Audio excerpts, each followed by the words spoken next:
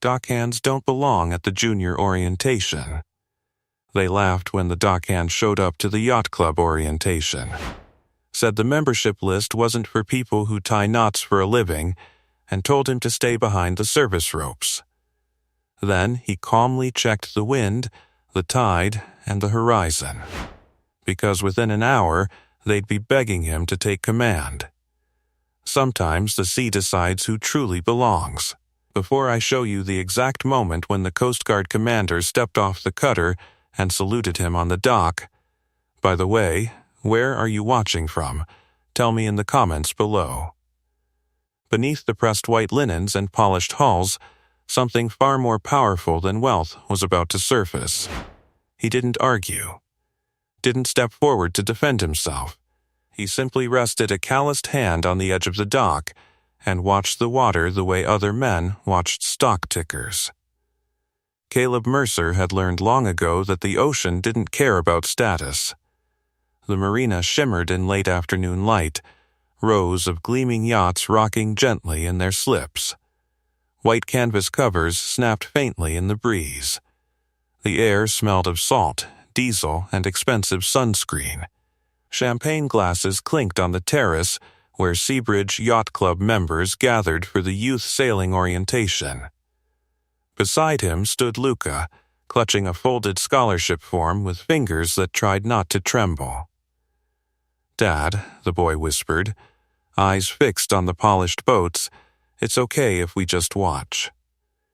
He crouched to his son's level, voice low and steady. "We're not just watching."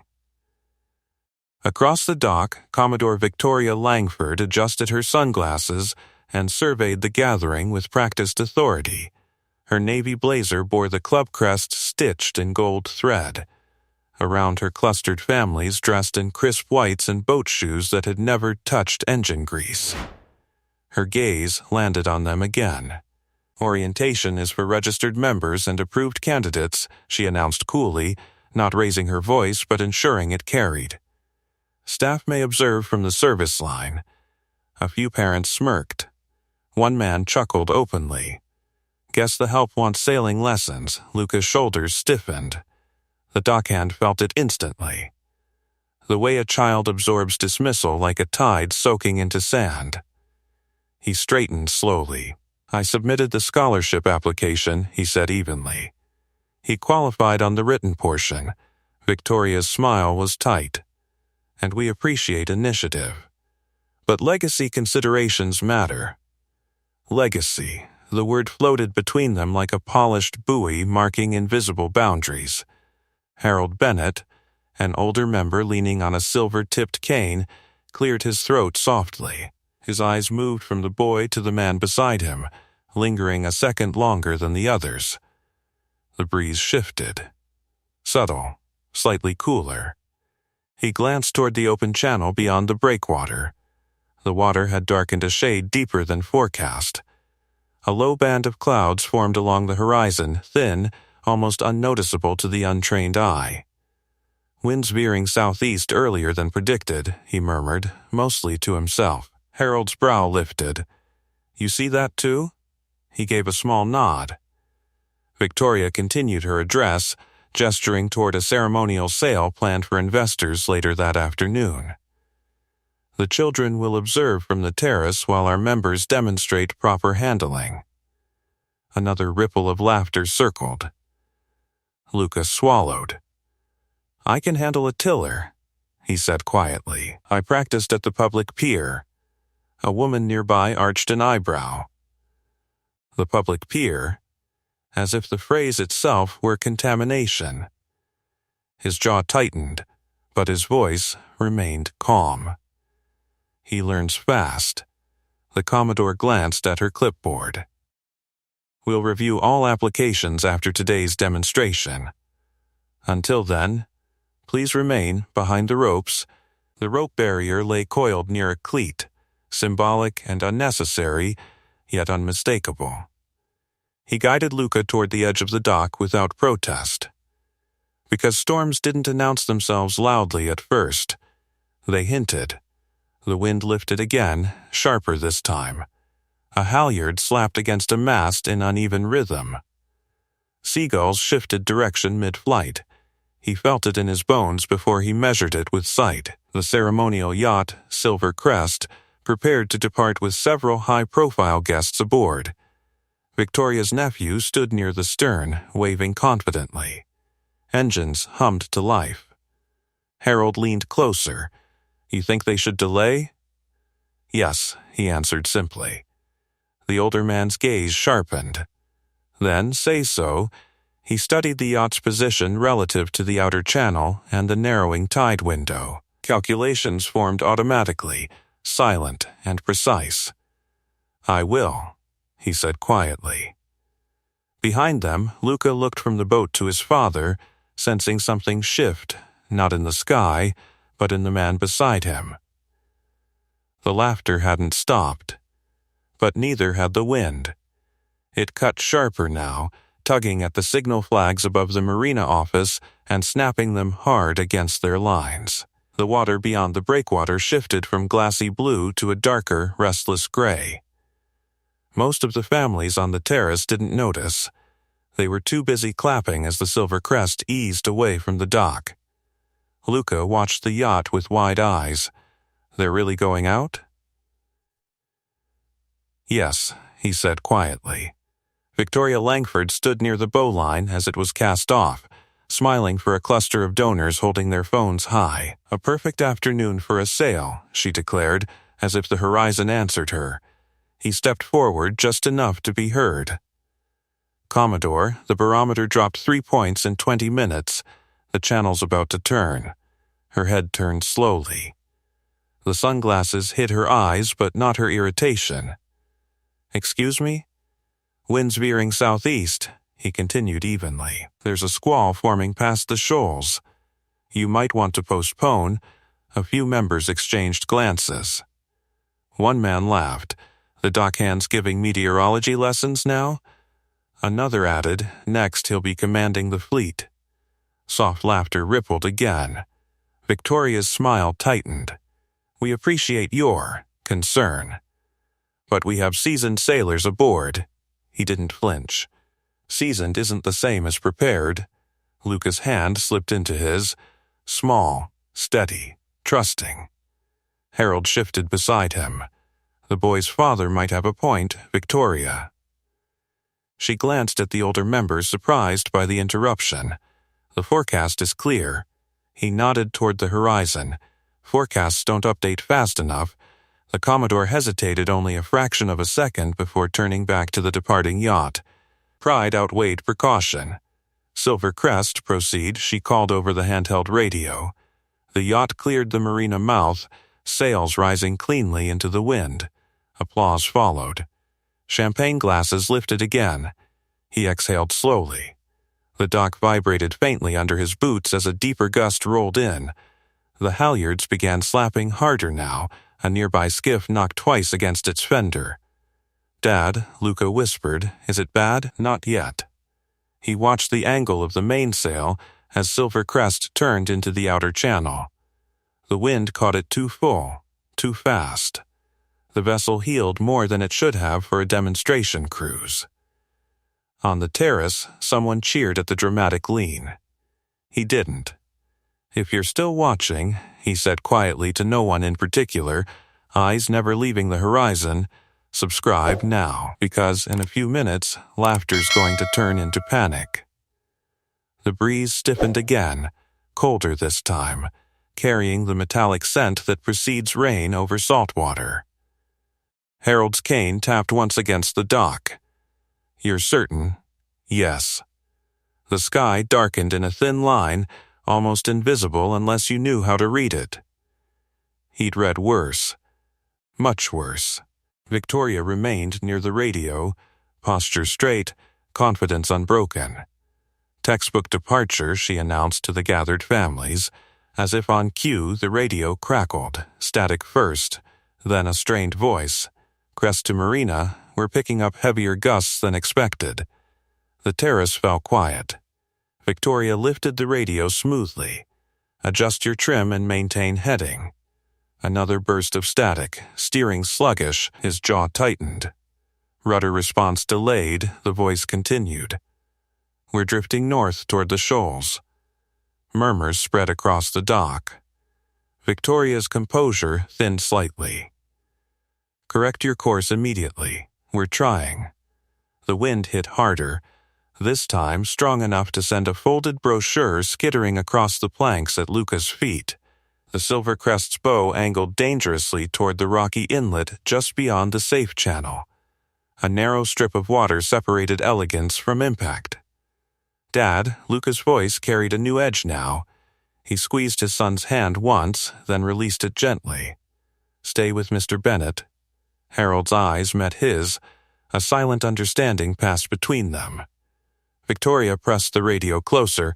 Activate auxiliary power, engines not engaging. Came the reply, panic bleeding through the static. We've lost propulsion. A sharp gasp rippled through the terrace. Donors lowered their glasses. Children stopped whispering. He stepped toward the nearest safety skiff, already calculating distance, drift speed, wind angle. The squall line reached the breakwater, rain speckling the surface in sudden bursts. Victoria turned toward him, alarm overtaking pride. What are you doing? Buying them time. You're not authorized. They don't need authorization, he said calmly. They need stabilization. The skiff's motor sputtered as he pulled the cord once, twice. It roared to life on the third pull, vibrating beneath his grip. Rain began falling in earnest now, sharp against skin and wood. Silvercrest tilted again, too close to the rocks. On the terrace, the laughter had vanished, and the sea had taken over. Rain struck the marina in hard, slanting sheets, blurring the horizon into a gray wall. The Silvercrest pitched violently as another gust slammed into her starboard side. From the terrace came a collective intake of breath, the sound thin against the rising wind. He guided the skiff out of its slip with steady hands, engine growling beneath him. Water slapped hard against the hull as he cut toward the channel. Every movement was deliberate, no wasted motion, no panic. Behind him, Victoria's voice carried across the dock. You can't just take a vessel. He didn't turn around. Watch me. Harold's cane thudded once against the planks as the older man held Luca close. The boy's eyes never left his father. The skiff bounced hard over the first swell outside the breakwater. Spray hit his face, cold and bracing. He adjusted throttle and angle instinctively, aligning the bow to cut clean through the chop instead of fighting it. Over the marina radio, Silvercrest's captain shouted again. We're losing lateral control. Rudders jammed. Drop anchor. Victoria called uselessly into the static. Anchor won't hold in this current. He scanned the waterline.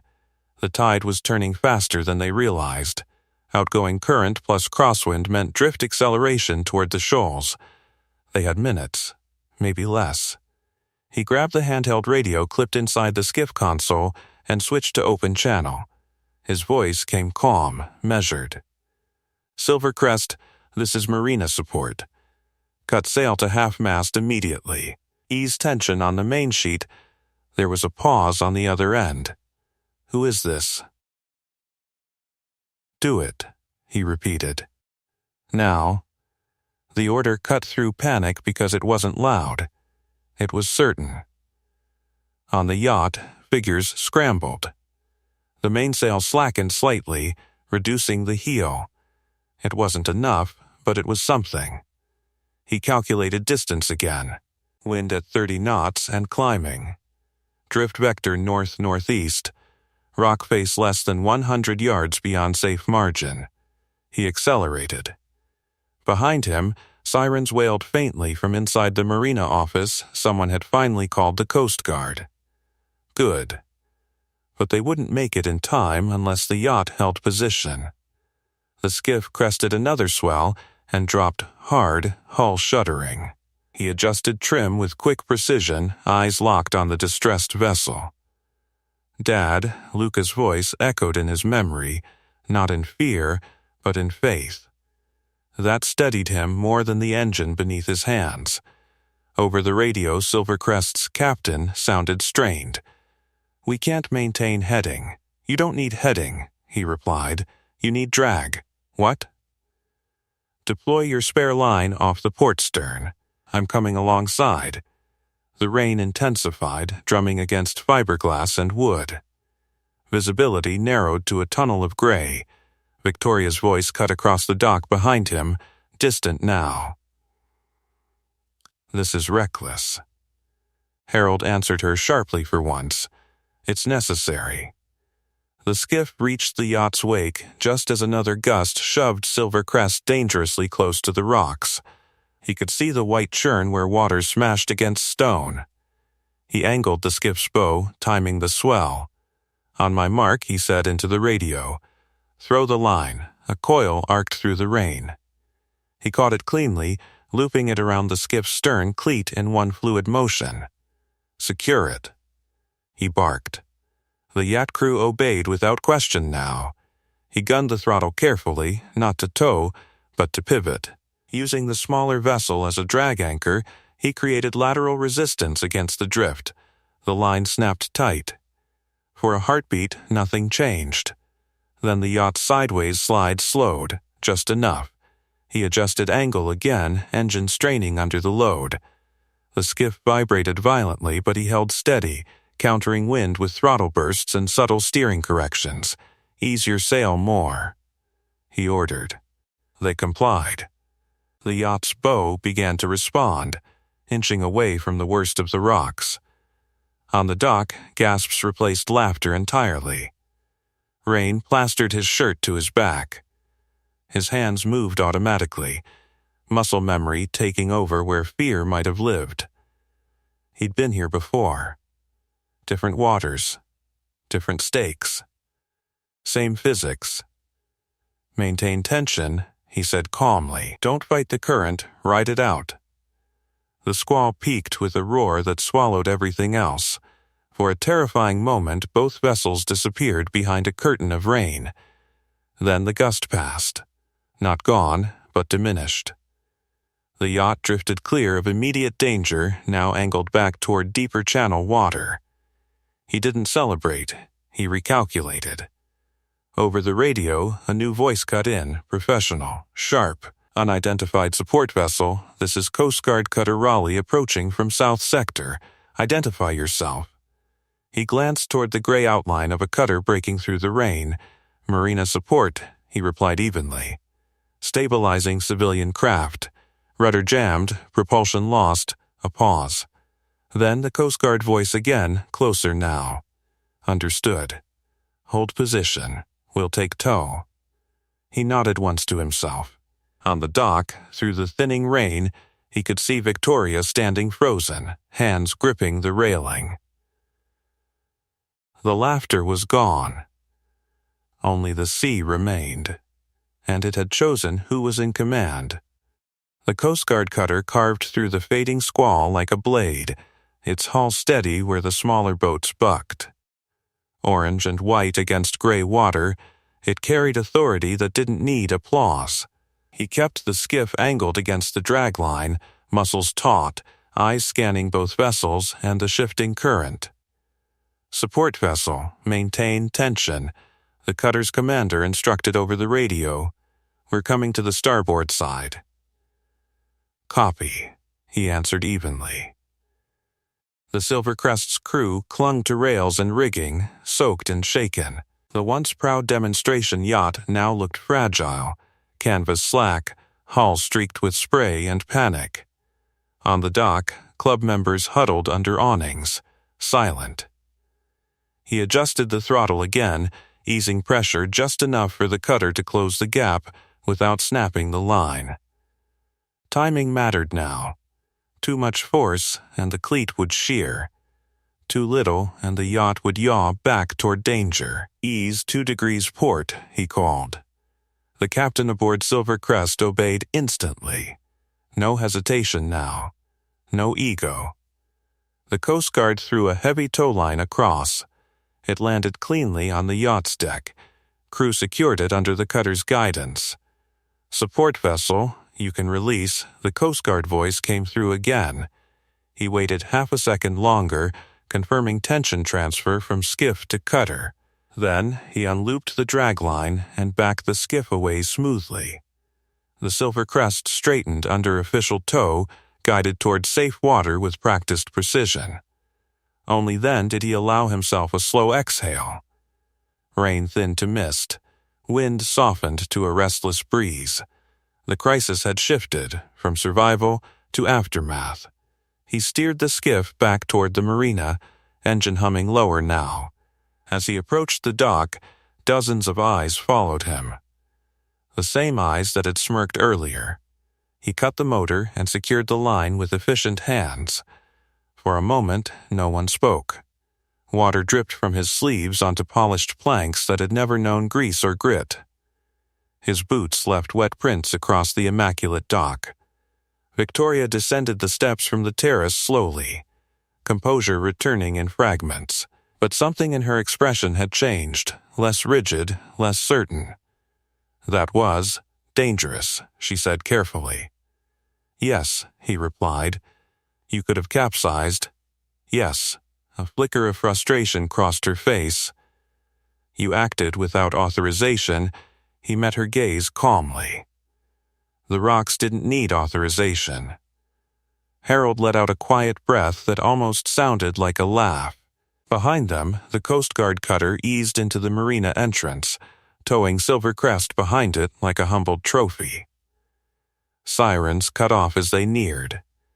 Crew members moved with disciplined efficiency, securing lines, assessing damage. The cutter's ramp lowered. A tall woman in command uniform stepped onto the dock, cap brim shadowing sharp, focused eyes.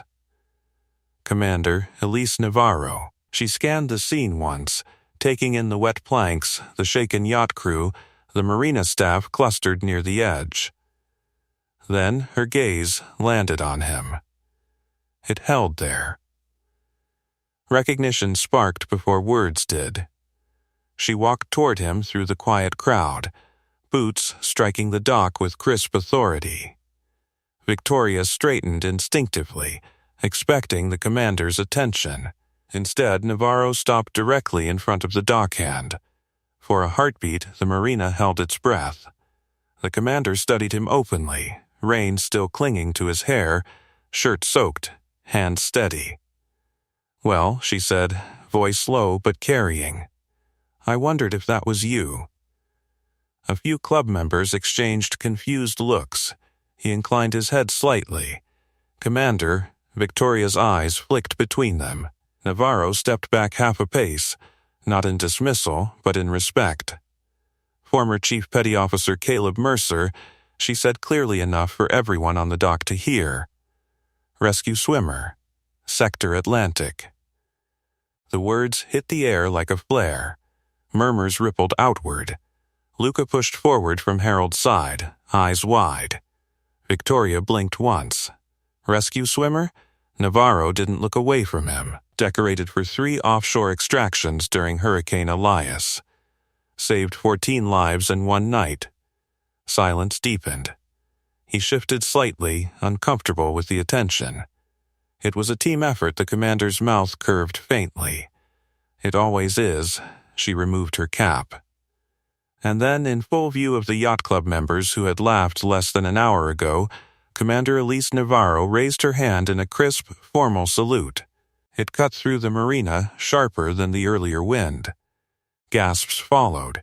Even Harold straightened instinctively. He hesitated only a fraction of a second, old instinct battling humility, before returning the salute with equal precision. The gesture was brief. But it changed everything. Victoria stood motionless, the weight of public reversal settling across her shoulders. The dockhand they'd told to stay behind the ropes had just been honored by the Coast Guard, and every single person on that dock had witnessed it. The salute still hung in the air like the echo of a bell long after their hands lowered. Rain dripped from the marina awnings in uneven rhythms. The Silver Crest, now secured under Coast Guard supervision, looked smaller somehow, less invincible. Luca broke the silence first. "You were in the Coast Guard?" he asked, staring up at his father as if seeing him in a new light. He crouched slightly, meeting his son's eyes. Yeah. You never told me you saved people in hurricanes. A faint breath escaped him. I didn't want it to be about that. Commander Navarro stepped closer, her presence firm but not intrusive. He didn't just save people, she said gently. He led teams through water most seasoned captains won't even enter. Victoria's composure fractured at the edges. Why are you working as a dockhand? She asked, the question more fragile than accusatory now. He stood again, water still dripping from his sleeves. Because the sea doesn't disappear when you leave the service, and neither does responsibility. Navarro's gaze softened. You left after Elias. He nodded once. Injury? She asked quietly. Rotator cuff, he replied. Enough to end deployment clearance. Not enough to keep me off the water. A murmur rippled through the members gathered near the terrace. The narrative was shifting under their feet. If you're still watching this unfold, subscribe now, because what happens next isn't about applause, it's about accountability. Victoria glanced toward the damaged yacht, then back at him. My nephew was on that vessel. I know. You could have let the Coast Guard handle it. He shook his head slightly. They were minutes out. The rocks weren't. Harold stepped forward, leaning heavily on his cane. You warned us. Victoria closed her eyes briefly. The memory was unavoidable. Yes, she admitted. He did. The weight of that public acknowledgement settled over the dock. Navarro turned toward the gathered members. For the record, if Mr. Mercer hadn't stabilized that vessel before we arrived, you'd be looking at hull breach and possible casualties. The word casualties hit harder than the earlier laughter. Silence deepened. Luca's small hand found his father's again. You knew it would turn bad, the boy said softly. He squeezed gently. I felt it.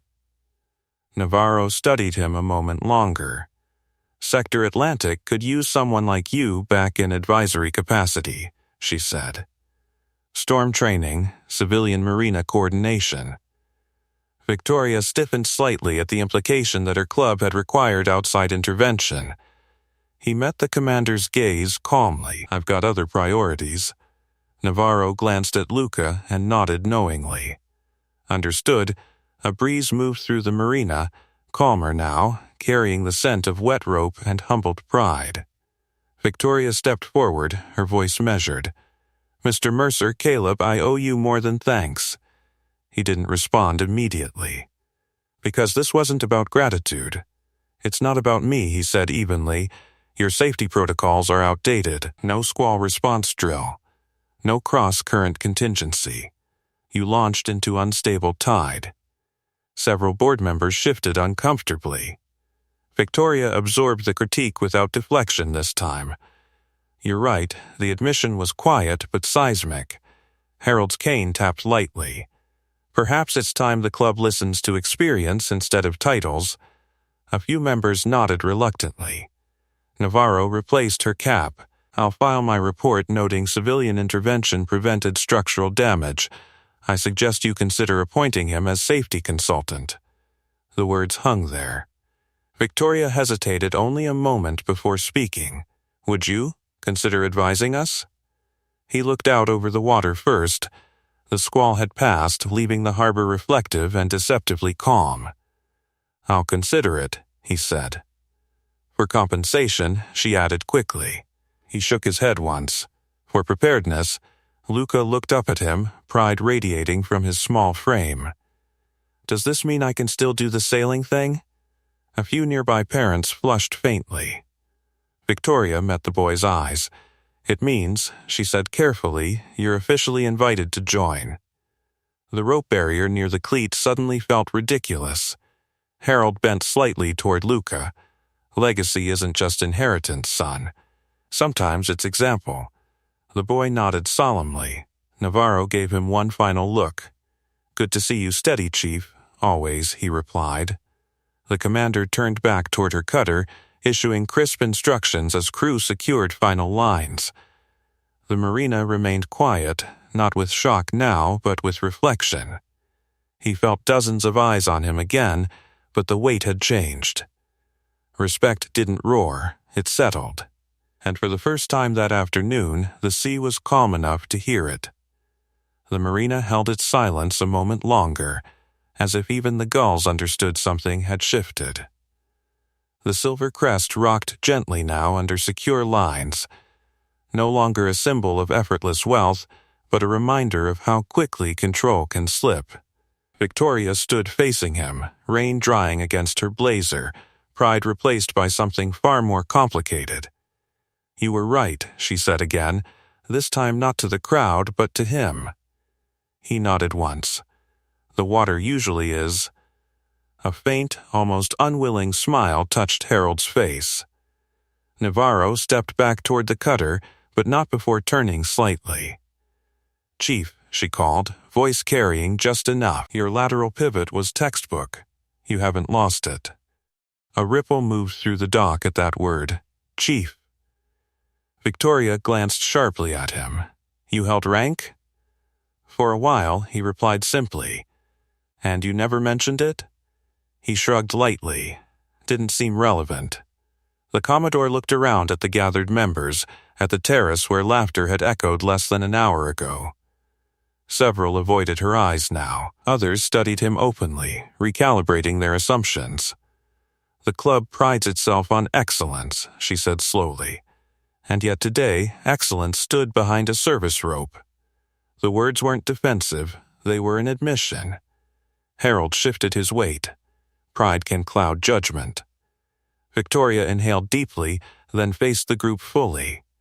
Effective immediately, Silvercrest's ceremonial program is suspended pending safety review. We will establish a formal storm protocol and advisory board. Murmurs passed through the members. She turned back to him. "If you're willing," he glanced at Luca first. The boy's eyes shone, not because of applause, but because of recognition. "I'm willing to help," he said. "But not as a token." Victoria's jaw tightened slightly. "As what, then?" "As someone who speaks when something's wrong, and gets heard." A pause. Then she nodded. "Agreed." If you believe real leadership means admitting mistakes, subscribe now, because this is where transformation begins. Navarro's crew completed their final checks. The cutter's engines rumbled softly in preparation to depart. Before boarding, the commander stepped toward Luca and knelt slightly to his level. "Your dad's one of the best rescue swimmers I've ever worked with," she said gently. Luca's chest swelled. "He says it was a team." Navarro smiled faintly. "That's how you know it's true." She rose, gave him one final nod, and returned to her vessel. As the cutter eased away from the dock, members of the yacht club stood watching, not with entitlement, but with awareness. Victoria walked toward the rope barrier near the cleat. For a second she simply stared at it. Then she bent down, unhooked it from its post, and coiled it neatly in her hands. The gesture was small, but it carried weight. She handed the rope to a staff member. "Remove it." Luca noticed immediately. "Dad, look." He followed his son's gaze. The invisible boundary had just been made literal, and then undone. Harold stepped closer. "You ever think you'd see that rope come down?" He shook his head slightly. "Didn't matter if I did." "Why's that?" "Because it only exists if we accept it." The older man smiled. Victoria approached again, this time without distance. "Your application for the Youth Sailing Scholarship," she said carefully, addressing Luca directly. "It will be reviewed today." "Thank you, ma'am," the boy replied, voice steady. She hesitated, then added, "And regardless of outcome, you're welcome on these docks." The sincerity felt real. The dock crew, men who had worked alongside him for months, watched from near the maintenance shed. One gave a subtle nod, another clapped him once on the shoulder as he passed.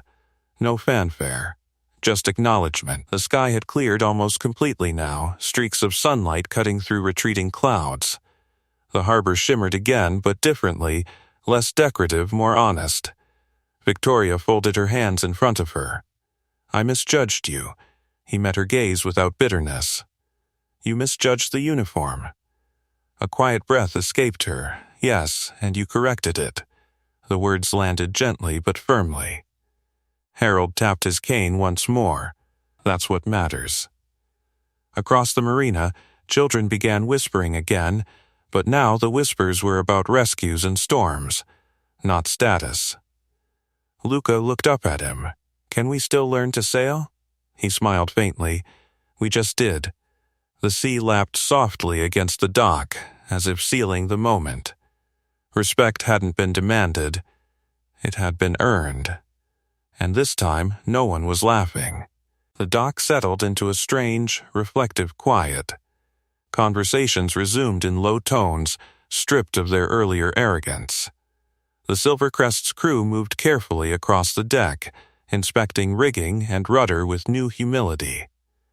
The word legacy no longer floated as confidently through the air.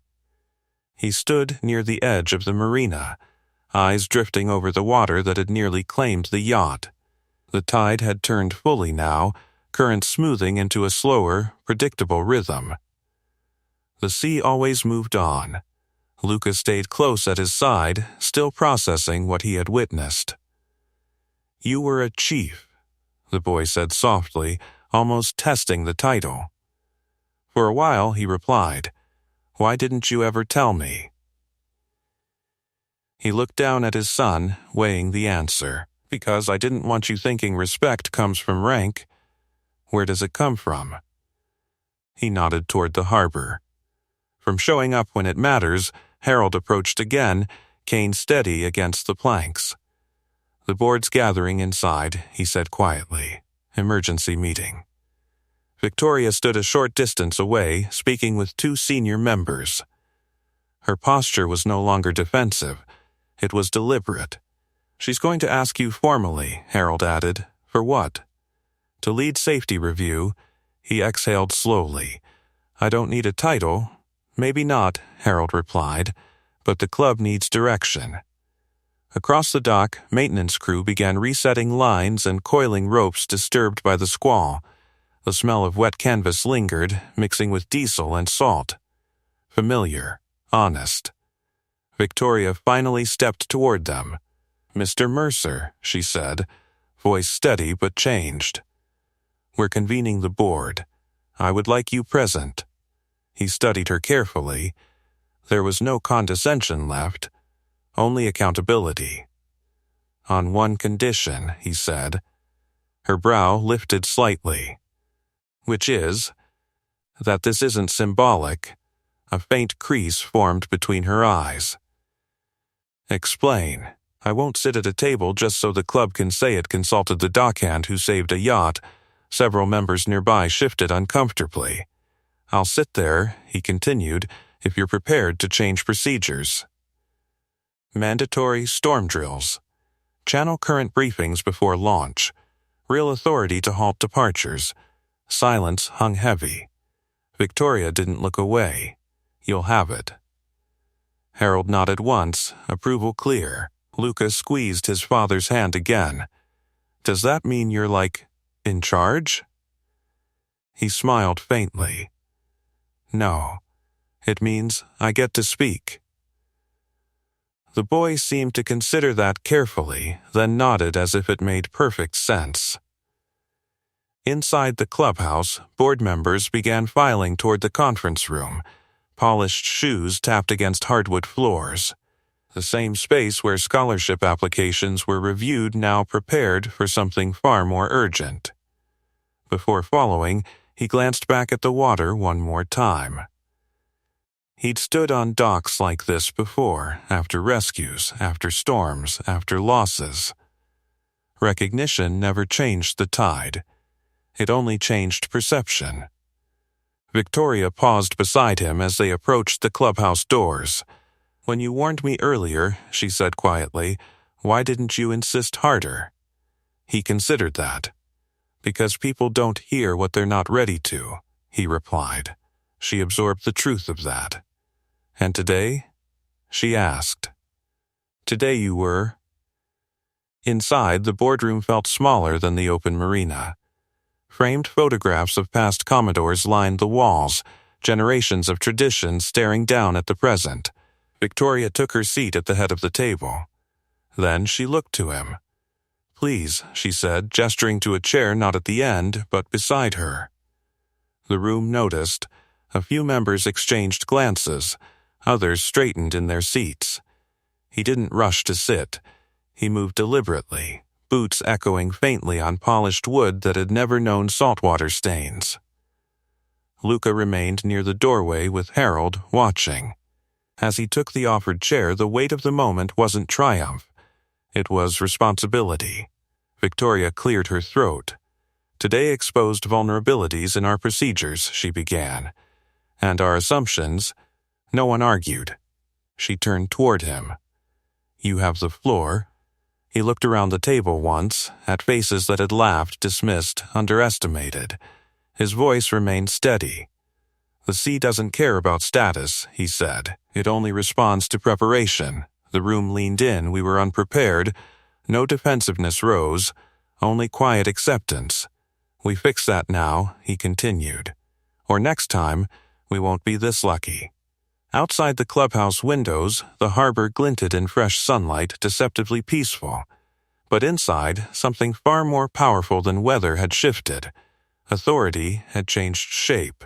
And for the first time in the yacht club's history, it wasn't determined by inheritance. It was determined by competence. The boardroom held that truth in uneasy silence. Sunlight filtered through tall windows, catching dust in the air and glinting off framed photographs of past Commodores, men in pressed whites, women in tailored blazers, generations built on tradition. He sat beside Victoria, boots planted firmly on polished wood that had rarely known the weight of labor. The contrast wasn't lost on anyone in the room. We begin with launch authority, he said evenly. No vessel leaves harbor without cross-checking live wind shift, tide change, and barometric drop. A senior member cleared his throat. We've relied on forecast apps for years, and today that nearly cost lives, he replied.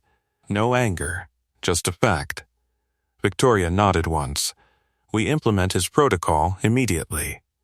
Murmurs of agreement followed, some reluctant, some relieved. Harold leaned back slightly, cane resting across his knees.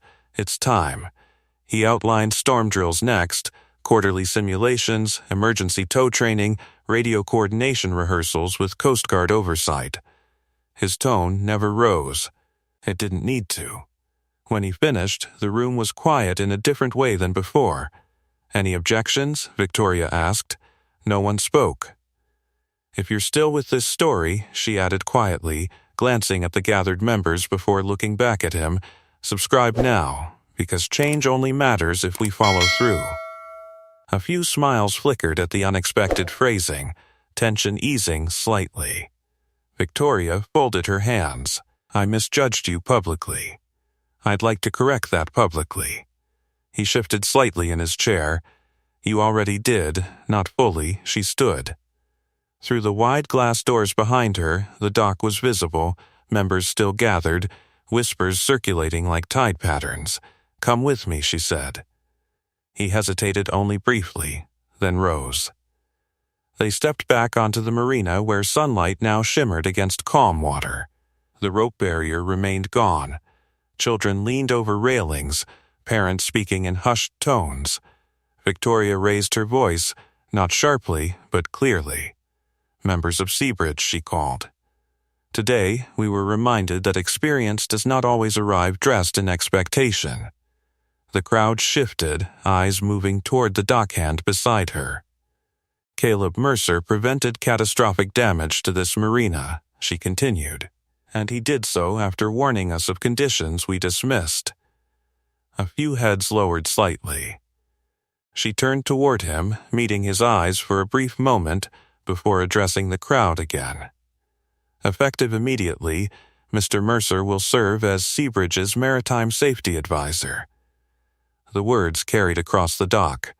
Not honorary, not decorative, official.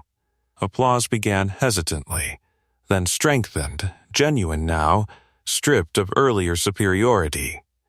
He felt the weight of it without absorbing it. Because the only reaction that mattered stood near the front. Luca's face glowed, not with pride in status, but pride in example. Victoria stepped back half a pace. "Would you say a few words?"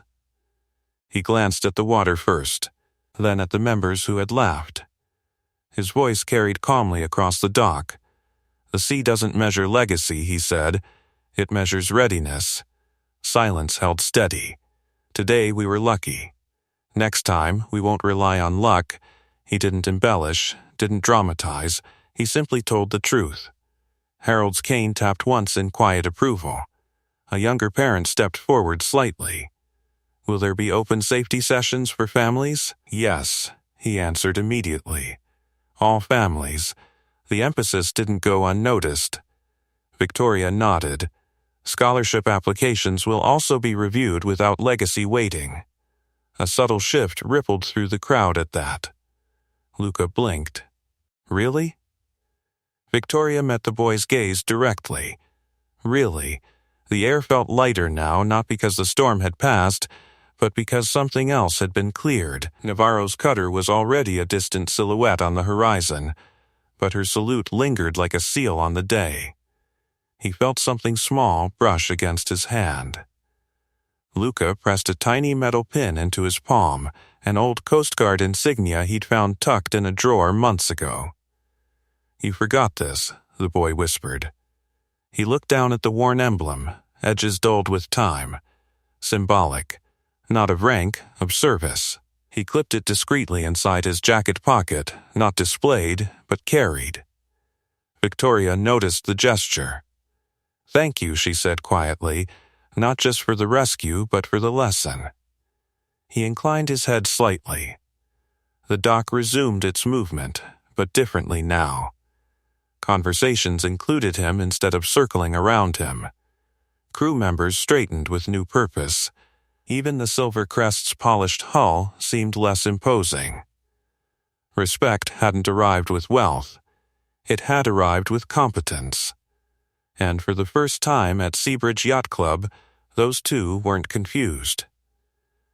The applause faded into conversation, but the tone had changed. It wasn't the polished murmur of status signaling anymore. It was quieter, thoughtful, measured. He stepped back toward the working side of the dock instinctively, toward coiled ropes and fuel drums and the maintenance shed that had always felt more honest than the terrace. A few members followed, not out of curiosity this time, but intention. Mr. Mercer, one of the board members, said, adjusting his cufflinks nervously, "How soon can we begin the drills?" "Tomorrow morning," he replied without hesitation. The man blinked. "Tomorrow?" The sea doesn't wait for scheduling convenience. That earned a small, embarrassed nod. Harold approached, slower now, but steady. "You didn't gloat," he observed. "There's nothing to gloat about," he answered. "You were mocked," he shrugged lightly. And then the wind shifted. Harold smiled faintly. "You're kinder than I would have been. Kindness isn't the point. What is?" "Competence," he said simply. Behind them, Luca traced the edge of the dock with his sneaker, watching gulls skim low over the water. Victoria stepped down from the terrace again, this time alone. Without sunglasses. Without the polished armor she'd worn earlier. "I meant what I said," she began. "About the scholarship review."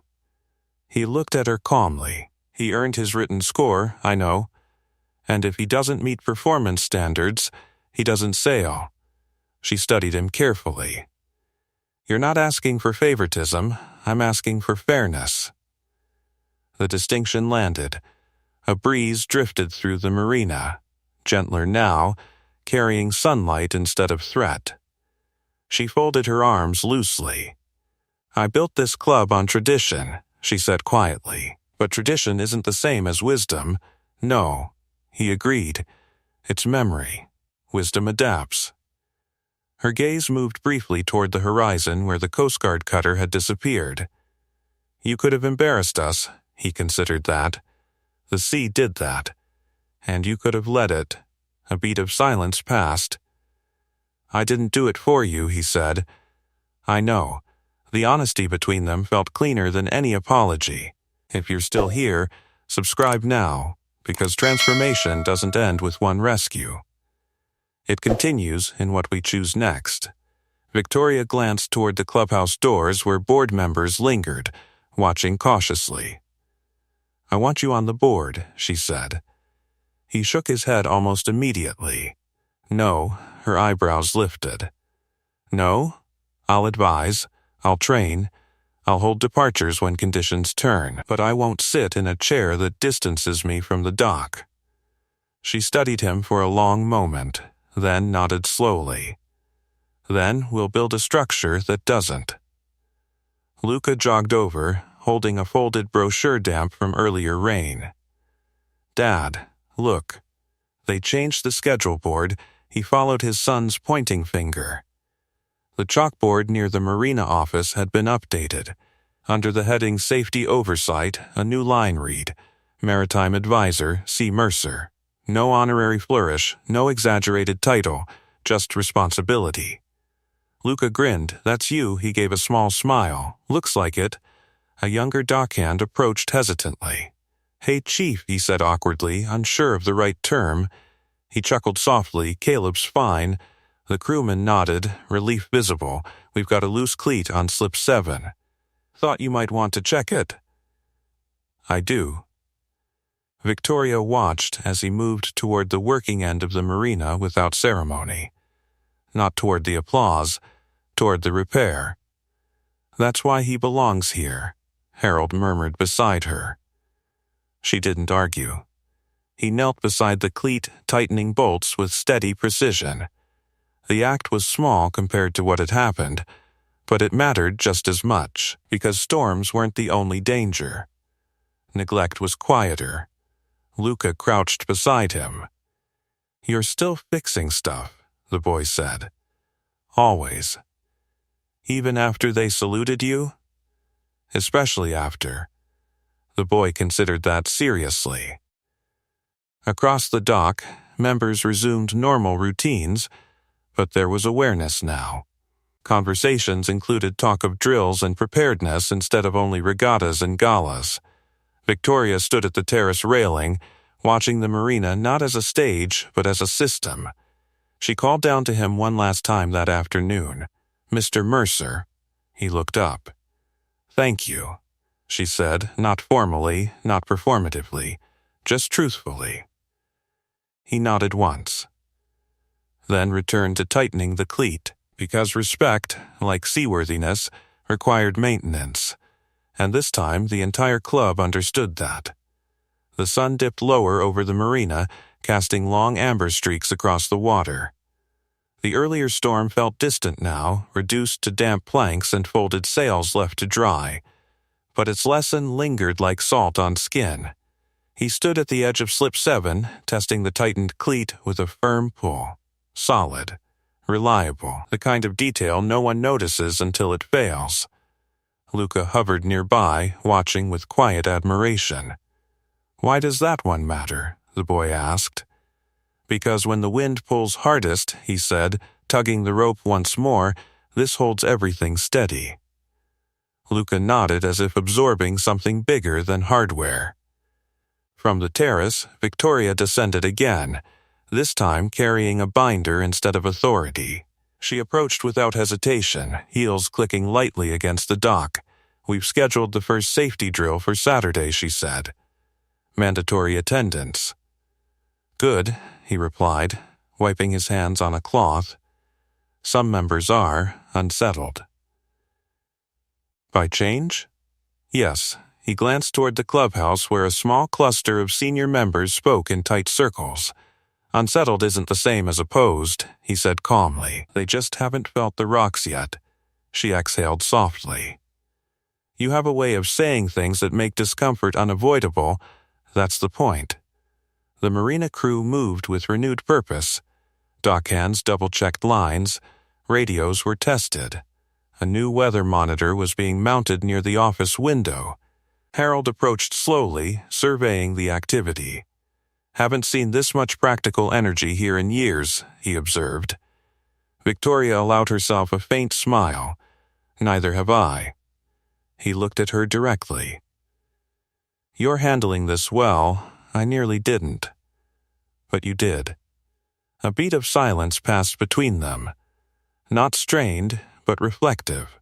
If you've stayed with this story, subscribe now, because the real test of respect isn't applause. It's follow-through. A black SUV rolled into the marina parking lot. Several board members stepped out, dressed sharply, expressions cautious. They approached the dock together, stopping a few feet away from him. "Mr. Mercer," one began, clearing his throat, "we'd like to discuss liability." He straightened slowly, meeting their gaze without tension. "Safety reduces liability," he said. "Yes, but your intervention today prevented a hull breach," he finished. Another board member shifted. "And we're grateful, truly. But some donors feel the public nature of the salute altered perceptions." He tilted his head slightly. "Of what?" "Of hierarchy." The word hung in the air. He didn't react with anger. "Hierarchy doesn't stabilize a vessel in 30-knot winds," he said evenly. Silence followed. Victoria stepped beside him, not behind, not above. "He's correct," she said firmly. Our perception needed altering. The board members exchanged glances, realizing the alignment had shifted. "We're proposing a formal advisory contract," one offered quickly. "Compensation commensurate with—" "I don't need a contract to act when something's wrong," he replied. "But structure ensures consistency," Victoria added gently. He considered that. "Fine," he said, "but include dock crew training in the agreement. Not just members." The board member blinked. "Dock crew?" "Yes." A pause, then a reluctant nod. "Agreed." Luca tugged lightly at his father's sleeve. "Does that mean everyone learns together?" He smiled faintly. "That's the idea." The SUV doors closed softly behind the board members as they returned to their meeting inside. Their posture was less rigid now, less insulated. Victoria remained. "You could have leveraged this differently," she said quietly. "How?" "Title, influence, prestige." He glanced out over the water again. "Prestige doesn't interest me. What does?" He looked down at Luca. "Belonging." Her expression softened. Across the marina, children began running along the dock again, laughter returning, but lighter now, less sharp. The chalkboard schedule near the office had already been updated again. Storm drill, Saturday, 0800 hours. Lead. Maritime advisor. The handwriting wasn't ornate. It was practical. He felt a hand slip into his again. "Dad," Luca said softly, "I wasn't embarrassed when they laughed." He looked down, surprised. "I knew you'd know what to do." The words landed deeper than applause ever could. He squeezed the boy's hand once. Victoria watched the exchange quietly. "I'm glad you stayed," she said. "So am I," he replied. The harbor reflected the setting sun in molten streaks, deceptively calm once more. But beneath that surface, something fundamental had changed. Respect no longer flowed in one direction. It moved like the tide, earned, tested, and real. The marina glowed under the last stretch of sunset, amber light sliding across polished hulls and weathered pilings alike. The storm had scrubbed the sky clean, and with it, something inside the yacht club felt newly exposed. He stood near the harbor office as dockhands mounted the final bracket for the upgraded wind gauge.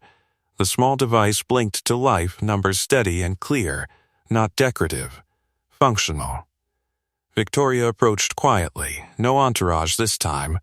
"The contract draft is ready," she said, holding out a folder. You can review it tonight." He took it, but didn't open it immediately. "What's in it?"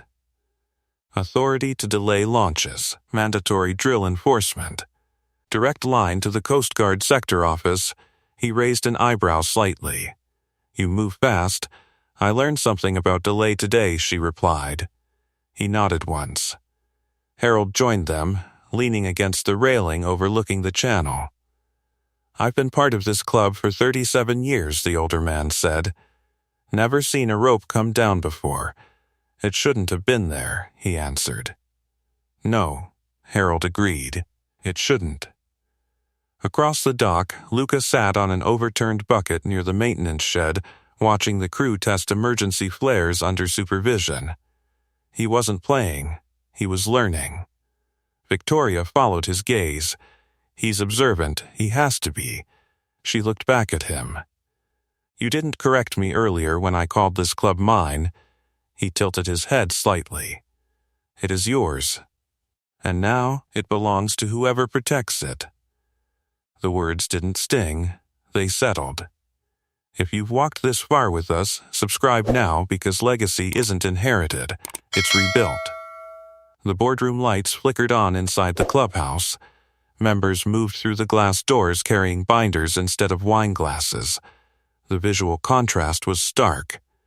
Victoria exhaled slowly. "I've been thinking about the salute." He said nothing.